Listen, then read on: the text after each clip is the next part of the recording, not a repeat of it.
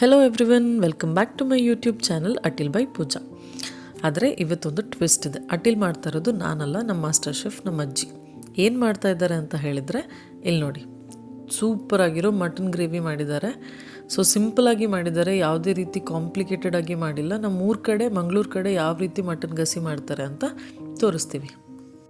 ಇಲ್ಲಿ ಕೆಲವೊಂದು clipping miss ಆಗಿದೆ. ಆ್ಯಕ್ಚುಲಿ ಒಂದು ಪ್ಯಾನಲ್ಲಿ ತುಪ್ಪ ಮತ್ತು ಎಣ್ಣೆ ತಗೊಂಡು ಅದಕ್ಕೆ ಕಟ್ ಮಾಡಿರುವಂತಹ ಬೆಳ್ಳುಳ್ಳಿ ಮತ್ತು ನೀರುಳ್ಳಿನ ಹಾಕಿಬಿಟ್ಟು ಇಲ್ಲಿ ಫ್ರೈ ಮಾಡ್ತಾ ಇರುವಂಥದ್ದು.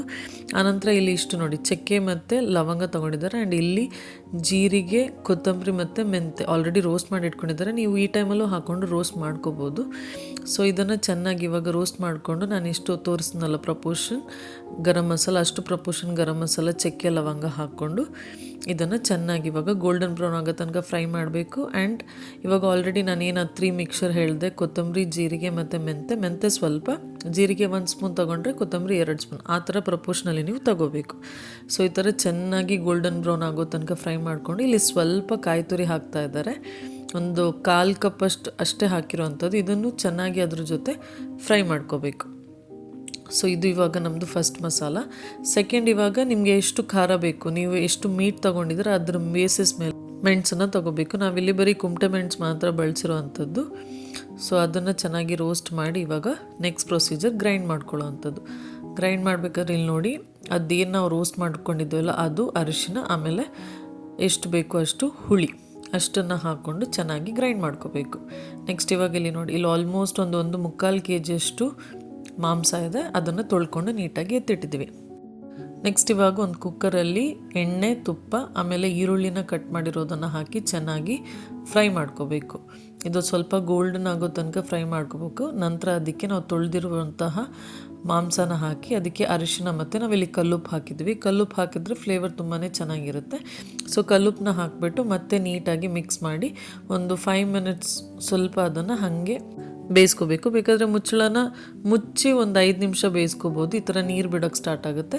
ನಂತರ ನಾವೇನು ಕಡ್ದಿಟ್ಟಿದ್ವಲ್ಲ ಆ ಮಸಾಲನ ಹಾಕಿ ಮತ್ತೆ ಮಿಕ್ಸ್ ಮಾಡಿ ಸೀಸನಿಂಗ್ ಚೆಕ್ ಮಾಡ್ಕೊಳ್ಳಿ. ಉಪ್ಪು ಖಾರ ಎಲ್ಲ ಕರೆಕ್ಟಾಗಿದೆಯಾ, ಹುಳಿ ಎಲ್ಲ ಕರೆಕ್ಟಾಗಿದೆಯಾ ಅಂತ. ಇದೆಲ್ಲ ಕರೆಕ್ಟಾಗಿದ್ದರೆ ಒಂದು ಸ್ವಲ್ಪ ಮಿಕ್ಸಿ ಜಾರಲ್ಲಿ ಅದೇನು ಮಸಾಲ ಉಳಿದಿರುತ್ತಲ್ಲ ಅದಕ್ಕೆ ಸ್ವಲ್ಪ ನೀರು ಹಾಕಿ ಈ ಮಸಾಲಕ್ಕೆ ಮಿಕ್ಸ್ ಮಾಡಿ ಕುಕ್ಕರ್ನ ವಿಷಲ್ನ ಮುಚ್ಚಿದ್ರೆ ಆಯಿತು. ನಾವಿಲ್ಲಿ ಒಂದು 3 ವಿಷಲ್ ತನಕ ಕೂಗ್ಸಿದ್ದೀವಿ ಅಷ್ಟೇ. ನೆಕ್ಸ್ಟ್ ಇವಾಗ ಈ ಸ್ಟೆಪ್ ಏನು ಅಂತ ಹೇಳಿದರೆ ಒಗ್ಗರಣೆ. ಸೊ ನಮ್ಮ ಊರಲ್ಲಿ ಮಾಡೋ ಯಾವುದೇ ನಾನ್ ವೆಜ್ ಗ್ರೇವಿಗೆ ಈ ಥರ ಒಂದು ತುಪ್ಪದಲ್ಲಿ ಈರುಳ್ಳಿ ಒಗ್ಗರಣೆ ಕೊಟ್ಟಿಲ್ಲ ಅಂತ ಹೇಳಿದ್ರೆ ಅದು ಕಂಪ್ಲೀಟೇ ಆಗೋಲ್ಲ. ನೋಡಿ ಇಲ್ಲಿ ಯಾವ ರೀತಿ ಒಗ್ಗರಣೆ ಕೊಡ್ತಾ ಇದ್ದಾರೆ ಅಂತ ಹೇಳಿ. ಸೊ ಈ ಥರ ಒಗ್ಗರಣೆ ಹಾಕಿ ಒಂದು ಸ್ವಲ್ಪ ಹೊತ್ತು ಮುಚ್ಚಿ ಒಗ್ಗರಣೆ ಮುಚ್ಚಿನ ಒಂಜಿ ಕ್ರಮ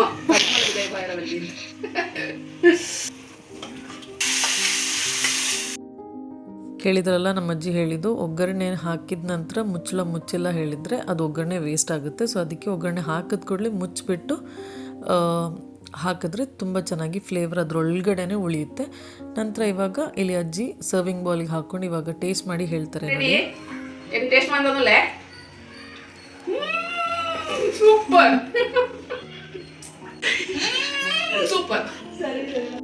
ನೋಡಿದ್ರಲ್ಲ ಯಾವ ರೀತಿ ಸಿಂಪಲ್ಲಾಗಿ ಯಾವುದೇ ಕಾಂಪ್ಲಿಕೇಟೆಡ್ ಸ್ಟೆಪ್ಸ್ನ ಯೂಸ್ ಮಾಡದೆ ಹೇಗೆ ಸಿಂಪಲ್ಲಾಗಿ ಅಜ್ಜಿ ಮಟನ್ ಗಸಿನ ಮಾಡಿಕೊಟ್ರು ಅಂತ. ಇದೆಲ್ಲ ಹಳೆಕಾಯಿ ರುಚಿ. ಇದನ್ನೆಲ್ಲ ನಾವು ಮಾಡಿದ್ರೆ ತುಂಬಾ ಇಷ್ಟಪಟ್ಟು ತಿಂತೀವಿ ನಾವು. ಸೊ ಈ ವಿಡಿಯೋ ನಿಮ್ಗೆ ಇಷ್ಟ ಆಗಿದ್ದರೆ ಲೈಕ್ ಮಾಡಿ, ಶೇರ್ ಮಾಡಿ, ಹಾಗೆ ಚಾನಲ್ನ ಯಾರೆಲ್ಲ ಸಬ್ಸ್ಕ್ರೈಬ್ ಮಾಡಿಲ್ಲ ಪ್ಲೀಸ್ ಸಬ್ಸ್ಕ್ರೈಬ್ ಮಾಡಿ. Thank you.